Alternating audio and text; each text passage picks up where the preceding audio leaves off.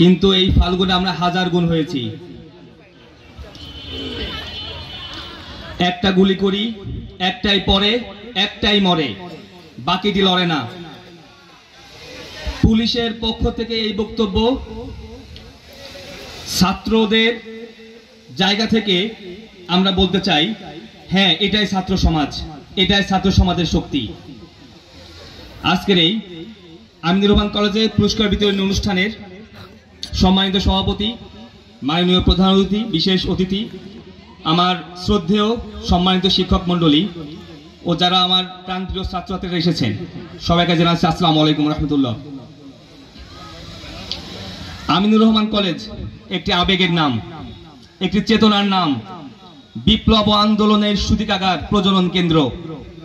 আমাদের July August গণ অভ্যুত্থানে মোহাম্মদপুরে যে 2 জন শহীদ হয়েছে এবং শতাধিক আহত হয়েছে, সেই আন্দোলনের মেন প্রেক্ষাপট তৈরি হয়েছিল এই আমিনুর রহমান কলেজ থেকেই। আমাদের এই কলেজের গুটি কয়েক শিক্ষক এবং ছাত্ররা মিলে, অসংখ্য ছাত্ররা মিলে যে দুর্বার আন্দোলন গড়ে তুলেছিল 4 আগস্টে। বাংলাদেশ 5 আগস্ট স্বাধীন হলেও আমাদের এই মোহাম্মদপুর স্বাধীন হয়েছিল 4 আগস্ট 2024 সালে।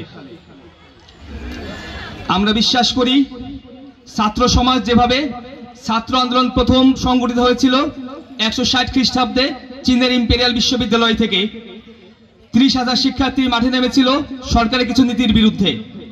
13 জন শিক্ষার্থীকে গ্রেপ্তার করা হয়েছিল। সেখান থেকে শুরু করে 160 খ্রিস্টাব্দ থেকে শুরু করে আজকের 24 এসে আমরা দাঁড়িয়েছি। অনেকে আমাদেরকে প্রশ্ন করে, ছাত্ররা কখন ক্লাসরুমে যাবে, ছাত্ররা কেন এখনো রাজপথে আছে?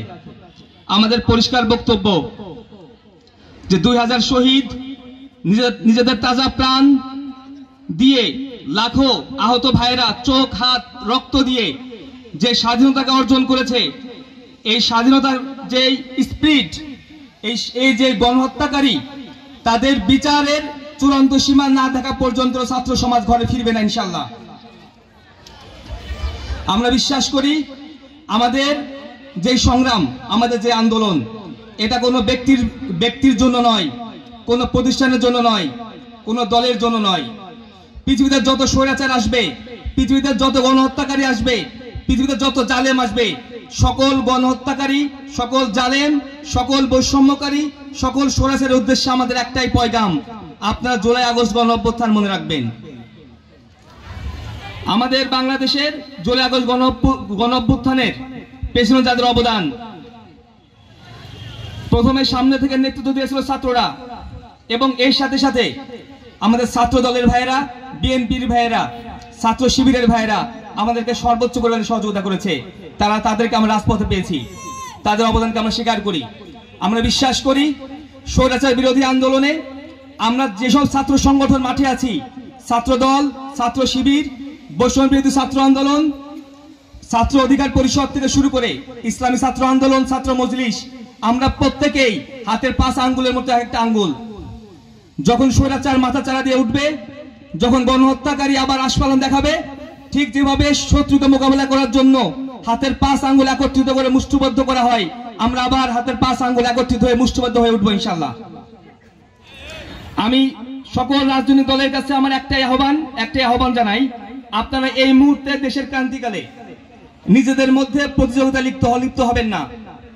নিজেদের মধ্যে প্রতিযোগিতা করার অনেক সময় পাবেন ভবিষ্যতে। এই মুহূর্তে বিভিন্ন রকম ষড়যন্ত্র হচ্ছে বাংলাদেশের বিরুদ্ধে, দিল্লি থেকে স্বৈরাচার ষড়যন্ত্র করছে। সুতরাং আমাদের আহ্বান হচ্ছে, সকল রাজনৈতিক দলের জন্য আমাদের একই আহ্বান, আপনারা নিজেদের মধ্যে এখন দলাদলিতে লিপ্ত হবেন না, আপনারা প্রতিযোগিতা লিপ্ত হবেন না। ছাত্রদের প্রতি আস্থা ও বিশ্বাস রাখুন, এই ছাত্র সমাজ পথ হারাবে না ইনশাআল্লাহ। অবশেষে